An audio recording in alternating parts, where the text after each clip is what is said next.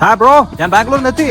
Hi, എന്റെ കൂട്ടുകാരനെ ബാംഗ്ലൂരിൽ വന്നാ. കൂട്ടുകാരന്റെ പേരെന്നാ? I am Christopher from Bangalore. മച്ചന്റെ പേരെന്താ? എന്റെ പേര് ശശി. എടാ, നിന്നെ എത്ര നാളായിട്ട് കണ്ടിട്ട് നീ ആളൊക്കെ മാറിപ്പോയല്ലോ. നിനക്കൊരു മാറ്റമില്ലല്ലോ, ഇതല്ല നിന്റെ ഫ്രണ്ട്. എടാ, നിങ്ങളൊക്കെ പോയപ്പോഴേ പുള്ളി എന്റെ കൂട്ടുകാരൻ.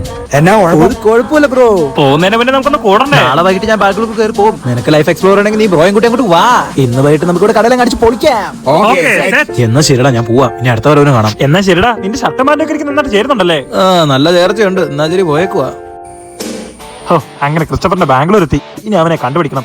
ഏ ഭയ്യാ, ഓട്ടോ ഭയ്യാ, രാജീവ് നഗർ കിത്തന റുപ്പിയേ? മലയാളിയാണോ? എനിക്ക് മലയാളം അറിയാം. 100 രൂപ. മലയാളി ആയതുകൊണ്ടായിരിക്കുമല്ലേ 100 രൂപ. എന്നാലും വണ്ടി എടുക്ക്. ചേട്ടാ പോവാം.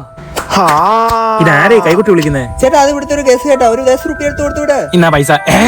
എടാ, പൈസ തേതോ പൈസ.